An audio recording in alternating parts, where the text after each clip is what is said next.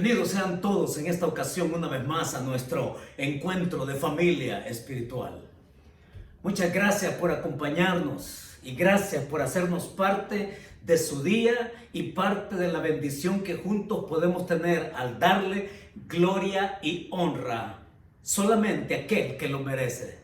Porque el gran propósito de estar aquí juntos es darle gloria y honra a nuestro Señor Jesucristo, en cuyo nombre nos congregamos de esta manera.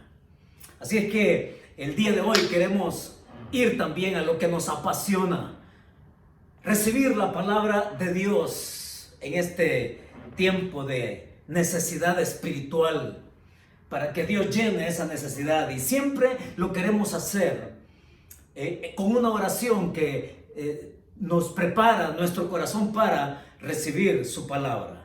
Y les quiero invitar, por favor, a que me acompañen. Gracias por estar aquí con nosotros. Y ahora déjeme guiarle en esta oración para meternos al mensaje que Dios tiene para nosotros. Y decimos: Señor, en este momento dispongo mi corazón y mi voluntad para ser oidor y cumplidor de tu palabra en obediencia. Guíame con tu Espíritu Santo para ser transformado a la imagen de tu Hijo. Que así sea. Desde el inicio de la cuarentena que todos estamos viviendo, algunos ya estamos saliendo de ese periodo acá en Estados Unidos, a otros se les ha prolongado en otros países, pero cuando pasamos por el tiempo de encierro y de cuarentena, como que uno busca la mejor manera de pasar el día en ese encierro, en la casa, ¿no es cierto? En el caso nuestro, nuestra cuarentena, si bien se programaron algunas actividades domésticas, una de ellas en particular fue el armar rompecabezas. El armar rompecabezas. Y como este que tengo por acá, este que ustedes pueden ver acá, espero no echarlo a perder porque si no entro en graves problemas. Pero esto que ven ustedes es uno de los varios rompecabezas que nosotros durante el tiempo de cuarentena estuvimos completando. Sí. Y cuando pensamos en un rompecabezas, la parte más emotiva para nosotros, ¿sabe cuál fue? La parte más emotiva para nosotros, el primer rompecabezas, por ejemplo, nos llevó varios días completarlo. El segundo, ya con la habilidad un poco más efectiva, lo hicimos en menos tiempo. Pero el tercero, con la habilidad más así, aún mejor por parte de mi hija Grecia, se completaron 3 de 1000 piezas. 1000 piezas. Y la parte más importante, ¿sabe cuál era? La parte más importante en nuestro oficio doméstico en casa durante la cuarentena fue esto: la última pieza en el rompecabezas. Esta pieza que al colocarla culminaba lo que había sido un esfuerzo, lo que había sido una búsqueda, lo que había sido un completar pieza por pieza, nos llevaba hacia lo completo de lo que podemos ver ahora como un cuadro muy hermoso. Pensando en esta analogía del rompecabezas, el día de hoy el autor también nos invita a que podamos ver las piezas que él trae, las piezas que él quiere colocar en su orden y las piezas que al final nos van a descubrir un todo. Nos van a descubrir una verdad. El autor a los hebreos nos invita hoy a que nosotros vayamos y que tengamos, como al armar un rompecabezas en sí, tengamos ese sentimiento de logro, ese sentir de satisfacción y ese satisfacción también de reto cumplido y con la ganas de ir a por más. El escritor el día de hoy nos va a decir que al ir colocando pieza por pieza y al completarlo, entonces que nos den ganas de ir a por más. ¿De qué estamos hablando? Es de lo que está ahí en el capítulo 3 de la epístola a los Hebreos en nuestra serie. Les invito a que vaya conmigo, por favor. Hebreos capítulo 3. Y para ponernos en contexto, dijimos y hemos venido viendo en los primeros 2 capítulos que Jesús, el autor, lo ha presentado como superior a los ángeles. Superior a los ángeles, que le era familiar al pueblo judío porque fue la manera en que Dios se manifestó a ellos y que queda registrado en su historia. Ahora en el capítulo 3 y en el capítulo 4, el autor les va a presentar a alguien no celestial, sino a alguien humano. Y les va a presentar con mayor cercanía lo que significaba Moisés para el pueblo de Israel. Y va a decir en el capítulo 3 y capítulo 4 que Jesús es superior a Moisés. Un hombre que les era totalmente y absolutamente familiar al pueblo judío. Ellos cuando le decían a alguien, o ellos cuando escuchaban hablar de Moisés, sabía de quién estaban hablando. Y el autor se encarga de colocar pieza por pieza para que ellos entiendan la misma verdad que nosotros debemos entender ahora. Vaya conmigo al capítulo 3 de Hebreos. Y lo primero que vamos a ver es el versículo 1 y 2. Y a propósito, me he reservado el derecho de presentarles hasta el final del mensaje el título del mensaje.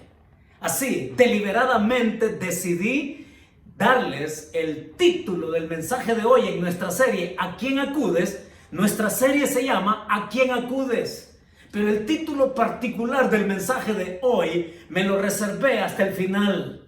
A propósito, capítulo 3, versos 1 y 2, el autor a su audiencia le va a poner la siguiente pieza en el rompecabezas de ese todo que nos quiere mostrar. Verso 1 y 2, si lo tiene ya conmigo, dice así, sígame con la vista.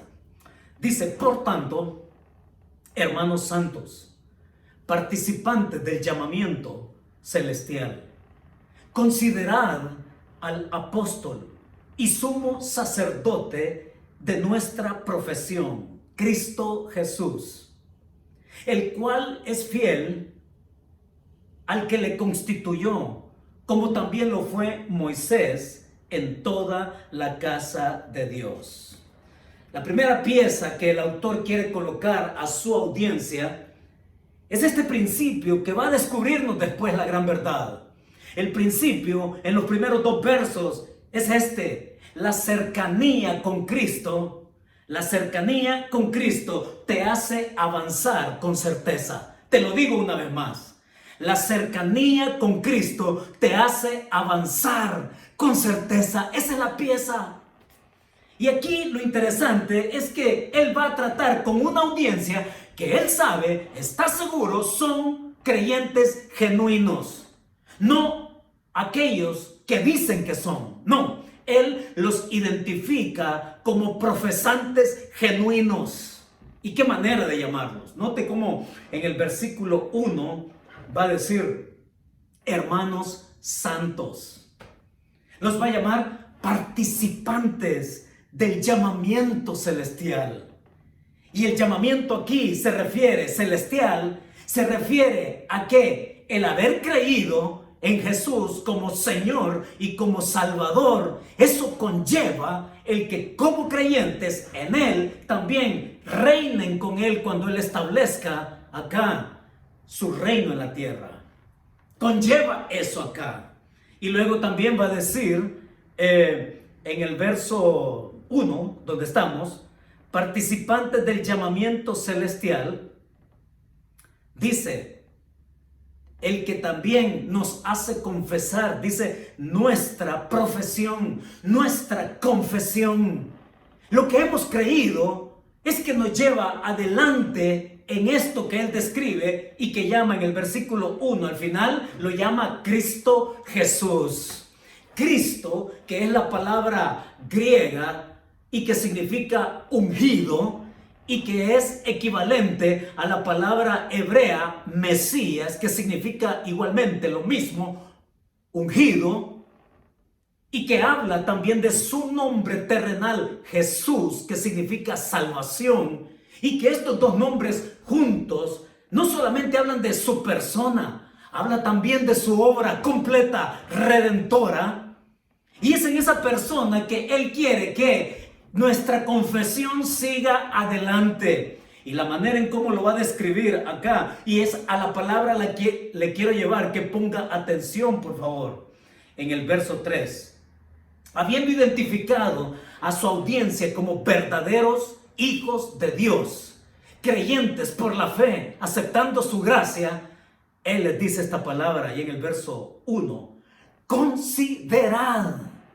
Y oiga, esta palabra hay que prestarle atención, porque esta palabra considerad en el texto original, en el texto griego, es la palabra katanoeo. Katanoeo, que quiere decir el estar de cerca con tu pensamiento, nous, mente, con tu pensamiento cercano de lo que has creído, en tu pensamiento cercano de a quien le has confiado tu vida, tu pensamiento cercano para perseverar e ir a por más con Él hasta llegar a reinar con Él. Es interesante, pero cuando nos ponemos frente a esta palabra, vaya si no describe toda la experiencia diaria que podemos tener en Él y con Él. Así es que el apóstol acá, el escribiente, el autor de la epístola, nos invita a que nosotros caminemos de cerca con Él, viendo su persona, Cristo, el hombre, su vida y su ministerio y su obra completa, para que sepamos perseverar de cerca con nuestro corazón y nuestro pensamiento ahí puestos en Él.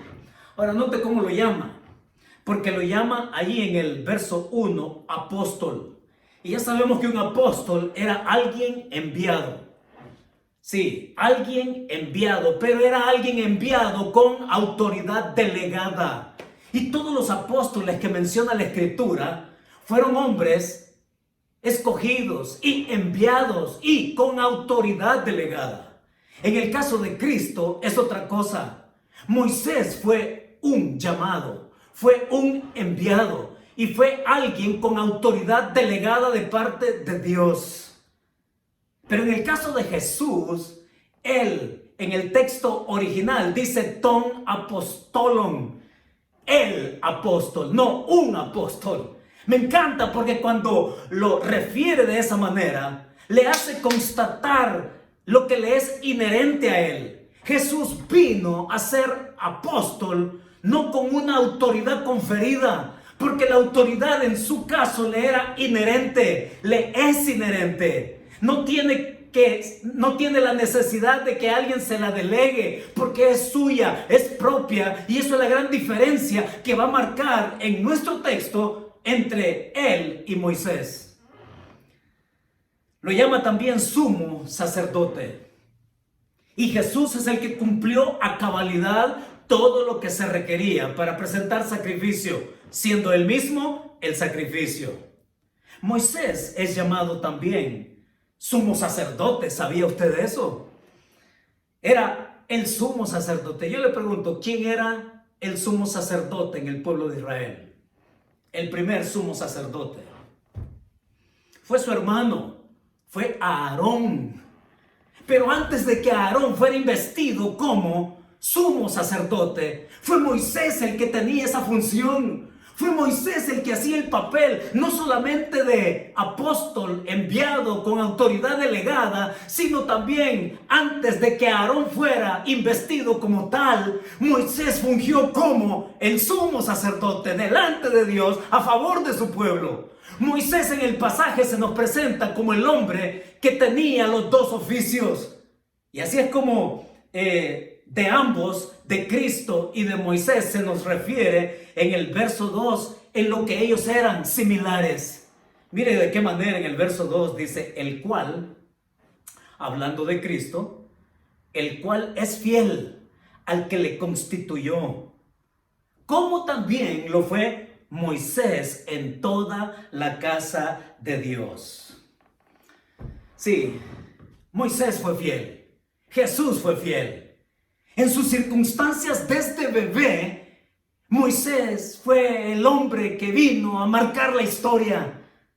Como lo hizo Jesús también desde su infancia, desde su niñez, siendo bebé. Son pocos, realmente son muy pocos los que se pueden comparar a Moisés, ciertamente. Cuando hablamos de Moisés, mis hermanos, estamos hablando de un hombre tan exclusivamente querido por el pueblo judío. Es cierto que había un Abraham, es cierto que había un David, pero de pronto la preponderancia con que Moisés era querido era algo distinto. ¿Cuántos habían sido rescatados, puestos en una cesta para navegar en el río Nilo para salvar su vida? ¿Cuántos? ¿Solo Moisés? ¿Cuántos fueron llamados a confrontar al faraón? ¿Cuántos fueron los que fueron llamados y enviados desde una zarza ardiente? ¿Cuántos? ¿Solo Moisés? Cuando Moisés se enfrentó a Faraón, ¿lo recuerda? Ahí lo vemos como profeta. Y en respuesta a lo que Moisés llegó a confrontar con el Faraón, es que vinieron las plagas. Y fue la voz de Moisés que aquellas plagas también cesaron. ¿Cuántos como él, cuando de pronto al salir y ser liberados de Egipto y caminar por el desierto, cuántos como él cuando se convierte en el mediador? La gran oportunidad que tuvo el pueblo de Israel al salir de Egipto es que iban a ser adoradores del Dios único y verdadero en el desierto. Pero al ver la tremenda fuerza y majestad y gloria de Dios, el pueblo temió y dijo: Moisés, no vayamos nosotros, ve tú, habla con él y tú nos dices. Fue Moisés el que se acerca al Señor en su gloria. ¿Cuántos como él en ese sentido? Solo Moisés. ¿Cuántos fueron los receptores de esas tablas donde Dios manifestaba su voluntad y que por primera vez un pueblo iba a ser receptor de aquello? Y que el hombre que estuvo ahí en el Sinaí se llamó Moisés. ¿Cuántos como él para mediar de la desobediencia de todo un pueblo durante 40 años? Y este hombre, oiga, ninguno de nosotros hubiera querido estar en las sandalias de Moisés. Pero este hombre, en toda su vida, siendo fiel, ocasión tras ocasión, independientemente de cuál fuera la circunstancia, este hombre se propuso ser fiel delante de Dios con todo y sus debilidades. Encontramos a este hombre que incluso fue el mediador entre su misma familia. Cuando María y cuando también Aarón murmuraron contra él, fue Dios el que lo pone frente a la autoridad de lo que él le había conferido y los castiga. Y es Moisés el que intercede por su familia y Dios los perdona. ¿Cuántos como Moisés realmente? Él fue el hombre que, no olvidemos, fue el hombre que escribió, fue el hombre que escribió los libros que conocemos como los libros de la ley. Y en esos libros de la ley, ahí en el libro de Deuteronomio, él va a escribir, ¿no?, que él les va a decir al pueblo, ahí en Deuteronomio, que ustedes, dice, profeta como yo, les va a levantar a ustedes de en medio de tu pueblo. Profeta como yo, a él oiréis. Y se está refiriendo precisamente al Mesías. Es Moisés quien, siendo fiel, apuntaba hacia adelante. Apuntaba con las piezas de su fidelidad hacia alguien que iba a ser el todo y que iba a completar el propósito de Dios. ¿Cuántos como Moisés?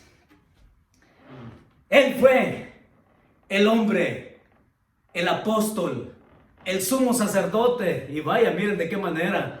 Todavía hoy, en la actualidad, el primer ministro israelí, Benjamín Netanyahu, él en sus diferentes discursos, él precisamente evoca a la persona de Moisés, por lo que significa ese personaje en su historia ancestral, como nación, de cómo Dios los levantó, de cómo Dios los llevó. Y lo hace con el propósito de que ellos entiendan el gran propósito que tienen como nación el día de hoy. también como Moisés, ¿cierto? Pues este Moisés que se parece tanto a Jesús, fue fiel en sus circunstancias, fue fiel en toda su vida. No quiero decir que fue fácil muchas veces. Jesús fue fiel también y no fue fácil muchas veces. Y entonces nosotros estamos acá, ¿no? Y al ver las circunstancias de Moisés, de que era un bebé perseguido para ser muerto, y cuando vemos las circunstancias de Jesús, de este bebé perseguido para ser muerto, y vemos que cada uno fue fiel en su carrera de vida terrenal, siendo fiel al gran propósito de Dios, entonces la pregunta es, ¿y yo? Y la pregunta es, ¿y usted? ¿Qué de mí? ¿Qué de usted ante todo esto? ¿Qué hacemos cuando se nos viene una pandemia encima? ¿Qué hacemos cuando se nos acaban las opciones? ¿Qué hacemos cuando todo alrededor nos dice y nos habla de incertidumbre, de inseguridad? ¿Qué de nosotros cuando hablamos de necesidades? ¿Qué hablamos de tormentas en El Salvador, por ejemplo? ¿Sí?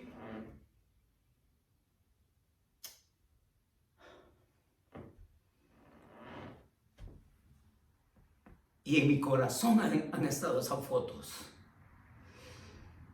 Han estado esos rostros orando. Y créanme que he pasado momentos malos pensando en mi gente.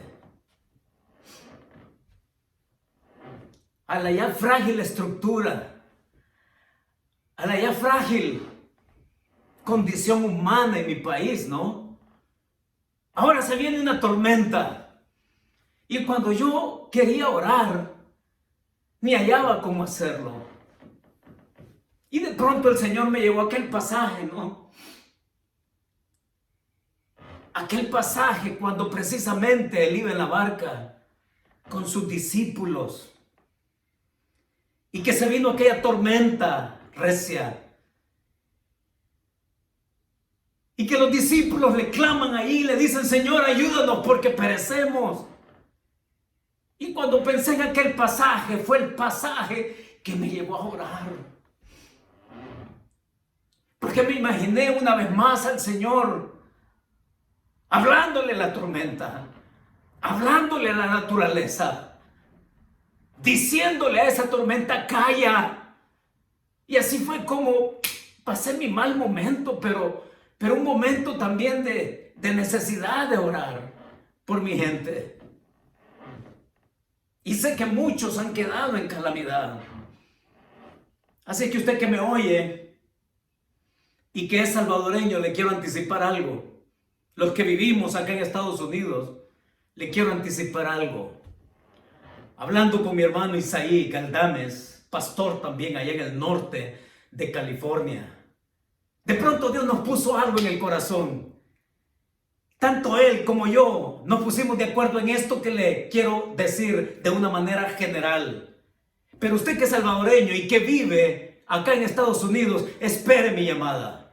Espere mi llamada porque lo quiero invitar a algo. Y usted tiene la gran libertad de decir, ¿sabe qué, Héctor? No me interesa. O usted puede decir, sí, Héctor, me meto y le echamos el hombro.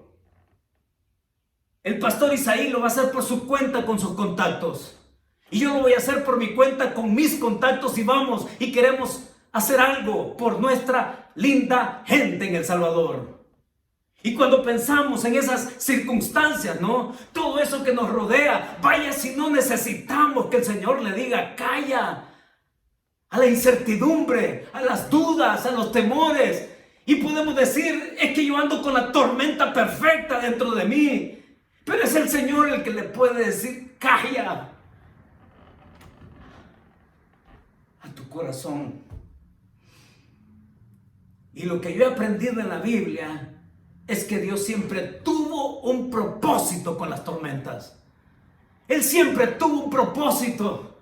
De hecho, cuando le dice calla a aquella tormenta con sus discípulos ahí, enredados en sus miedos, cuando aquella tormenta calla, Los discípulos le dicen: apártate de mí, porque soy pecador.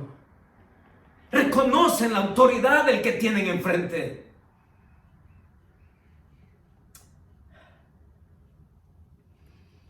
Dios siempre tiene propósitos en nuestras tormentas. Y uno de los grandes propósitos de Dios es transformarnos, demostrarnos que Él está en control, demostrarnos que Él va adelante, demostrarnos que en Él nosotros podemos seguir confiando a pesar de las circunstancias.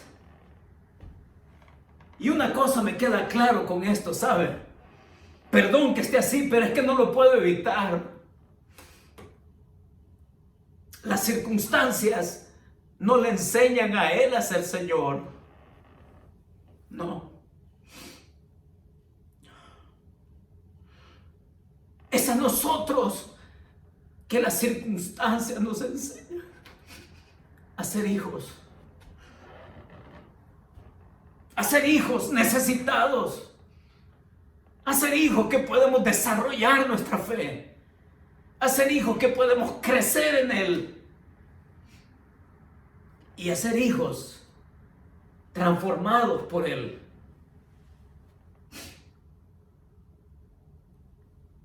Pero hay algunos que se quieren quedar en la brecha. Hay algunos que se quieren quedar por allá, aislados. Y hay que tener cuidado porque las circunstancias pueden llevarnos a algo peligroso.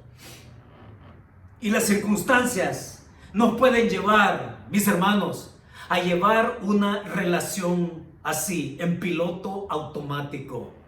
A llevar una relación con el Señor así, por inercia. A llevar una relación así, a control remoto. Y déjeme explicarle qué significa y qué le quiero decir con esto. Es terrible, ¿no? Pasar por una pandemia, pasar por una crisis y por la suma de una cosa tras la otra. Y mantener una vida estéril se puede y es peligroso caer en eso. Déjeme decirle, para mí, qué significa llevar una vida espiritual a control remoto o por inercia o en piloto automático. Para mí significa esto. Significa que usted desde lejos prefiera caminar con Cristo. Significa caminar de lejos de Jesucristo. Significa que usted le diga a alguien más: me cuentas qué dijeron en el mensaje. Significa que usted le diga a alguien más, diles que oren por mí. Significa que usted le diga a alguien: voy a ver si tengo tiempo. Ahora, ¿se puede imaginar usted que si eso es así, cómo puede ser allá en lo doméstico, en lo personal, en donde se supone tenemos tiempos quietos de reflexión, de meditación, de lo que somos, de lo que hacemos? Es que nos podemos volver inútilmente estériles, aún en medio de la crisis, cuando preferimos caminar lejos. Lo que el pasaje nos ha dicho acá, lo que el pasaje nos da, lo que el autor le ha dejado ver a esta audiencia, es que caminar de cerca con Cristo nos lleva, nos avanza en certezas. Y aquí el pasaje entonces en el versículo 1 dice: considerad, katanoeo, que tú camines de cerca con tu pensamiento bien claro en lo que has creído y de quién es Cristo, su persona y su obra, para que tú vayas a por más con Él. Y eso nos lleva a lo siguiente. Lo que vamos a encontrar en el versículo 3 hasta el 5 es otra cosa, es otra pieza, es otra monumental pieza en nuestro avance de caminar con el Señor. En el versículo 3 al versículo 5 se nos presenta esa siguiente pieza y dice así: porque de tanto mayor gloria que Moisés es estimado digno cuanto tiene mayor honra que la casa el que la hizo. Porque toda casa es hecha por alguno, pero el que hizo todas las cosas es Dios. Y Moisés a la verdad fue fiel en toda la casa de Dios, como siervo, para testimonio de lo que se iba a decir. Quedémonos ahí.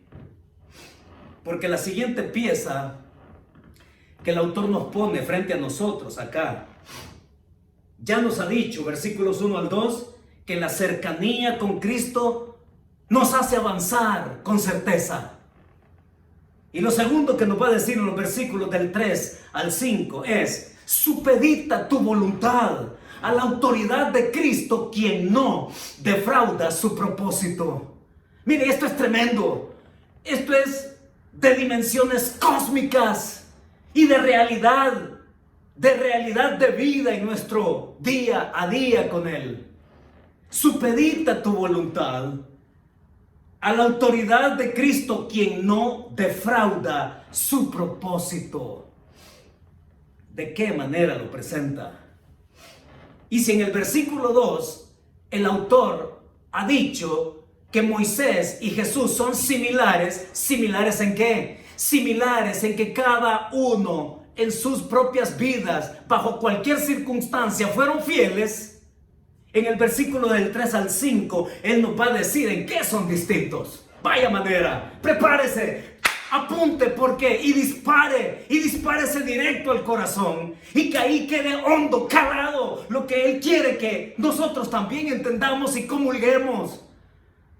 En los versículos del 3 al 6 o del 3 al 5, el autor les va a decir en qué es distinto Jesús de Moisés, y que por lo tanto, por ser distinto de la manera como Él lo presenta, es que Jesús es superior a Moisés. En síntesis, eso es lo que Él va a proponer aquí en los versos del 3 al 5, porque va a decir, ya ha dicho, ¿no?, que Moisés era un apóstol, pero que Jesús es el apóstol. Que Moisés, está diciendo acá, era miembro de una familia, miembro de un pueblo, pero Jesús es el constructor de esa casa. El autor aquí está diciendo que Moisés estaba relacionado con esa casa, pero va a decir que Cristo hizo todas las cosas en el verso 4, cuando habla que Dios es el que hace todas las cosas y que Cristo es el constructor. Está diciendo que Jesucristo es Dios. Al final de cuentas, es Moisés aquí que es presentado como hombre, pero Jesús es presentado como Dios. Es Moisés quien era testimonio, dice, de cosas que se iban a decir acerca del futuro. Y es Jesús que se presenta como el cumplimiento pleno. Él es la pieza última, la que necesitábamos para completar el cuadro de la gran verdad de lo que Él es y de lo que estamos llamados a hacer con Él.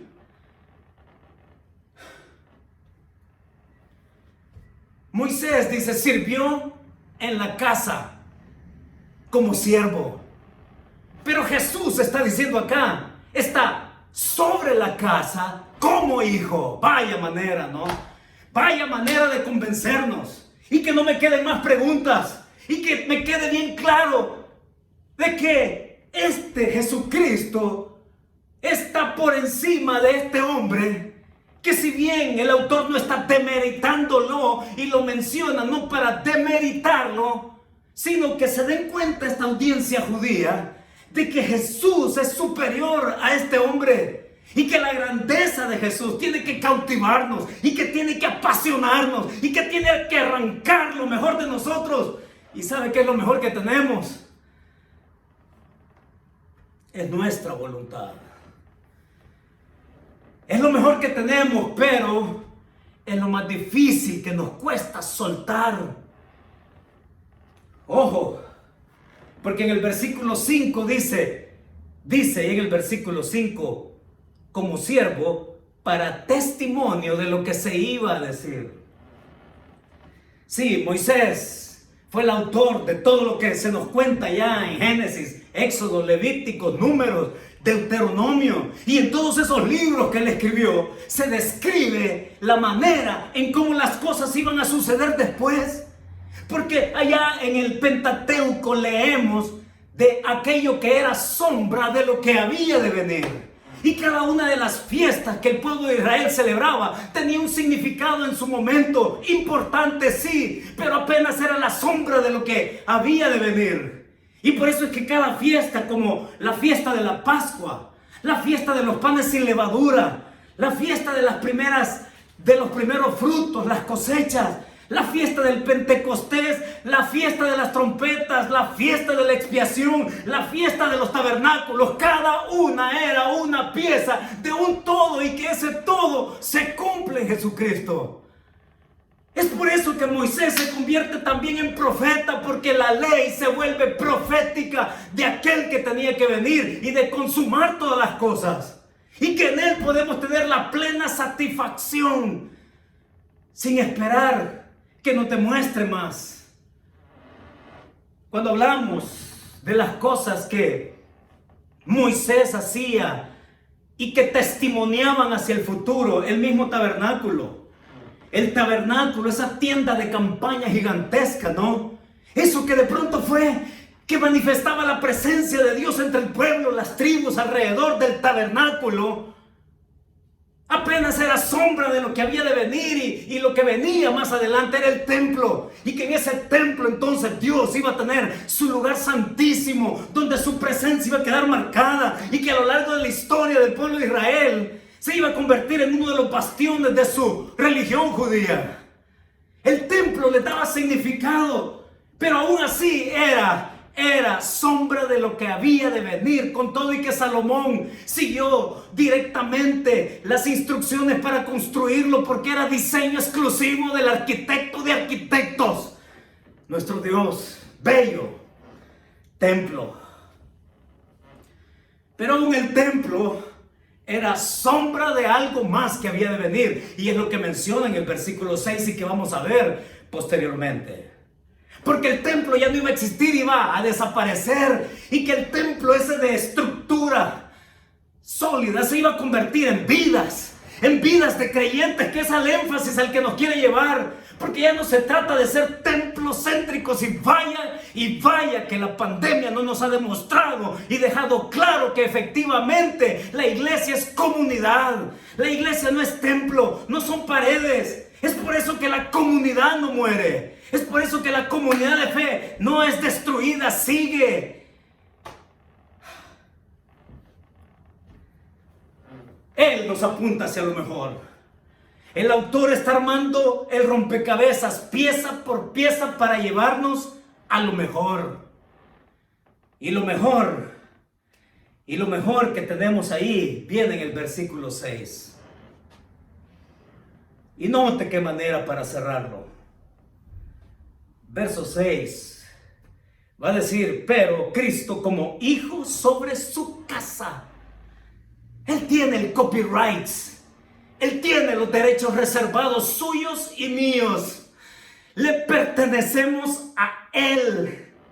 Pero Cristo como hijo sobre su casa, estamos hablando de autoridad, hijo, la cual casa somos todos nosotros, si retenemos firme hasta el fin la confianza y el gloriarnos en la esperanza.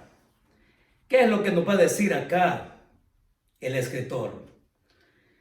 No solamente que la cercanía con Cristo nos hace avanzar con certeza, y que en esa cercanía yo puedo entender quién es Él, supeditar mi voluntad a la autoridad de Cristo, quien no defrauda en su propósito. Él tiene un propósito claro hacia dónde llegar con nosotros. Y lo tercero que nos va a proponer aquí el autor es esto: que la perseverancia, óigalo, la perseverancia marca el distintivo de tu salvación. La perseverancia marca el distintivo de que soy salvo. Hay algunos que han torcido el pasaje y han dicho de que a menos de que tú perseveres, es que vas a ser salvo. No es eso lo que está diciendo el autor acá. Lo que el autor está diciendo es que en vista que eres salvo, tu distintivo es perseverar, no importa las circunstancias. En vista de que eres salvo, entonces tú puedes continuar. No es que al perseverar tú llegues a ser salvo, no. Porque entonces yo estoy siendo salvo por mi propio esfuerzo, por mis propias obras.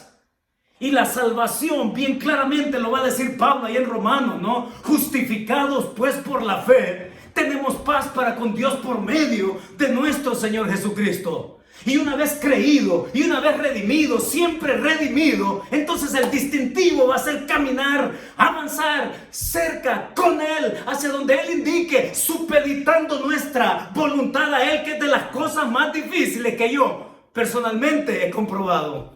Y me imagino que a usted también. ¿A quién le gusta someterse? ¿A quién le gusta someterse? Y vaya, si no vivimos tiempos de crisis en este mundo con respecto a eso de la autoridad, ¿no? Sí, cada quien quiere forcejear y dominar al que se deje. ¿Por qué? Porque aquí, como dicen mis amigos y hermanos mexicanos, aquí solo truenan mis chicharrones, ¿ah? Buscando, peleando, forcejeando con esa cuota de liderazgo. Forcejeando con los niveles de autoridad que yo digo merecer. Aquí en este país, por ejemplo, entre el presidente, el Congreso y todas las otras autoridades, peleándose a ver quién tiene mayor jale. ¿Y qué decir en mi país? El Salvador. Allá, queriendo demostrar músculo, queriendo demostrar poder, y diciéndose mutuamente, es que tú no tienes potestad de pedir esto, no es que tú no tienes potestad de hacer esto otro. Y es que vivimos en un mundo en crisis de eso, de autoridad.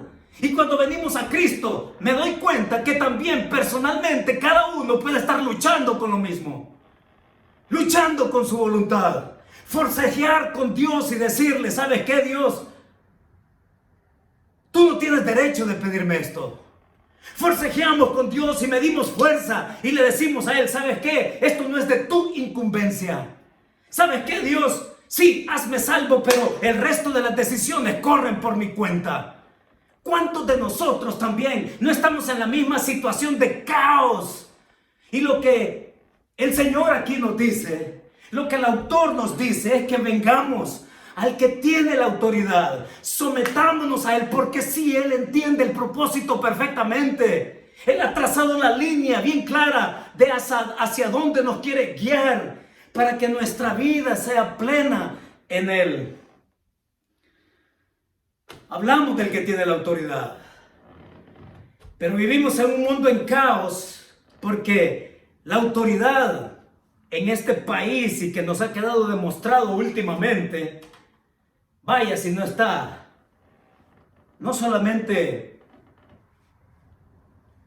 ruin, defectuosa, malversada,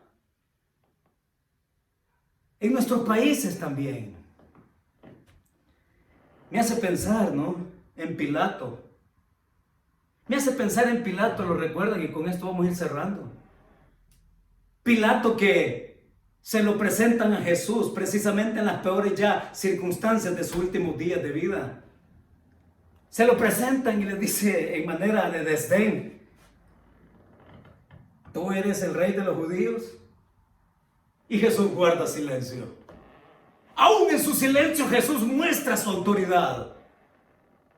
Y todavía este tiene la osadía de decirle, no, es que no sabes, lea Juan capítulo 19.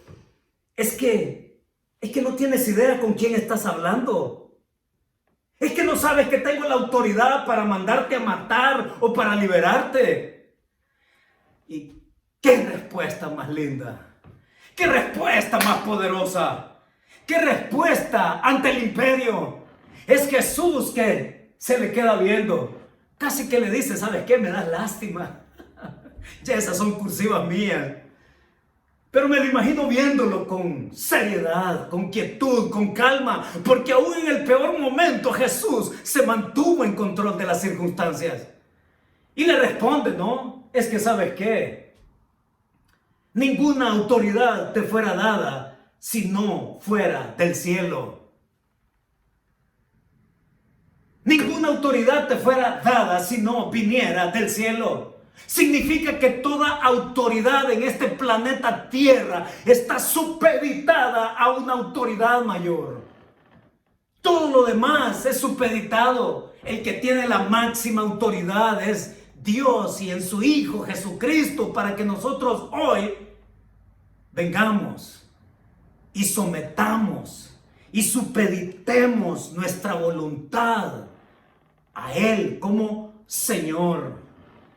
Y aquí al final, entonces, en el verso 6, Cristo como hijo sobre su casa, la cual casa somos todos nosotros si retenemos, caminando de cerca, la perseverancia. La perseverancia va a terminar aquí. La pieza final aquí es: la perseverancia marca el distintivo de tu salvación. Porque cuando yo persevero, estoy declarando que he sido elegido. Cuando yo persevero, digo que confío en el Señor, pese a mis miedos quizás, a mis dudas, pero sigo, no me quedo rezagado. Cuando persevero, entonces puedo poner mi esperanza en Él. Y cuando nosotros venimos a creer en Él, no se trata de solamente una asunción intelectual. Por eso es que al principio Él tiene que identificar los que son y los que no son. Y vaya si las circunstancias nos sacan a relucir los que verdaderamente son y los que no son. Los que son y los que dicen ser. Necesitamos ir aterrizando entonces. Pero necesito hacerte una pregunta. Déjame preguntarte algo. ¿Qué crees que te hace falta? Mírame. ¿Qué crees que te hace falta para ser pleno? ¿Qué crees que te hace falta para ser pleno? Y déjame ayudarte en la respuesta. Y la única respuesta que yo veo, y la única respuesta que yo te puedo referir, es que no te hace falta nada. Que Jesús esté pendiente de hacer, porque Él ya lo hizo todo. Jesús ya lo hizo todo. Ya lo hizo todo, no tiene que demostrarte nada. No tienes que condicionar tu fidelidad si es que acaso Él te tenga que mostrar algo. Él ya lo mostró todo. Por eso les dije al principio que deliberadamente me había reservado el final del título de este mensaje. En nuestra serie, ¿a quién acudes?, el título del mensaje es este: y mi parte es, puntos suspensivos. Y mi parte es, puntos suspensivos. Ese es el título del mensaje de hoy. Y mi parte es, porque mi parte es, viene con la verdad en conjunto que nos han ofrecido estos principios. Caminar de cerca con Cristo y con Él entonces tener certeza del camino. Supeditar mi voluntad a la suya, porque el propósito suyo Él no lo va a defraudar de lo que se ha propuesto con nosotros. Y lo tercero que es también perseverar como distintivo que soy salvo. Todo esto junto y cada pieza nos llevan a esta verdad. Y la verdad es: avanza con certeza en la cercanía con Cristo, sumiso a su propósito. Avanza con certeza en la cercanía con Cristo, sumiso a su propósito. Esa es la gran verdad. ¿Qué es lo que nos está deteniendo entonces? ¿Qué es lo que nos hemos reservado para nosotros? Les hemos dicho: no, Señor, esto es mío. Esto me lo quedo yo. Cuando Él te dice: suéltalo, confía en mí. Fieles, caminando, perseverando con Él, pese a las circunstancias que tenemos alrededor. Vamos a orar. Señor, muchas gracias. Gracias por tu gran amor. Gracias por tu propósito, Señor. que en las circunstancias de momento quizás no podemos entender, pero que tú nos lo aclaras en tu momento, Señor. Porque tú tienes el cuadro completo, tienes un propósito eterno, claro con nosotros, y nos guías hacia Él con tu fidelidad, Señor. Padre, permite que durante estas crisis que estamos viviendo podamos ser también fieles contigo, caminar cerca de ti, supeditar nuestra voluntad a ti y perseverar, Señor, como llamados hijos tuyos. Mira nuestra necesidad y ten misericordia de nosotros. Guíanos con tu buena mano y con tu palabra, sostenidos con la sabiduría de tu Espíritu Santo. Nos ponemos en tus manos, Señor, para que sigas cumpliendo tu obra en nosotros. Te lo oramos y pedimos en el nombre de tu Hijo Jesucristo. Amén.